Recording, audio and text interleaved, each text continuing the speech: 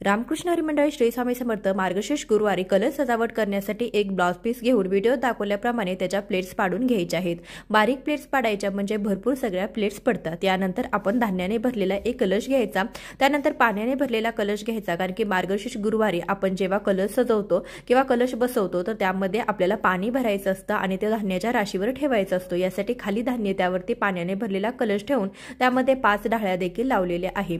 त्यानंतर आपल्याला तो ब्लाउज पीस आहे तो दुमडून घ्यायचा आहे आणि व्हिडिओ दाखवल्याप्रमाणे आपल्याला दोन्ही बाजूने समान अंतरावरती हा ब्लाउज पीस धरून त्याच्या प्लेट्स व्यवस्थित जुळवून घ्यायच्या आणि त्यामध्ये एक पिन लावून घ्यायची।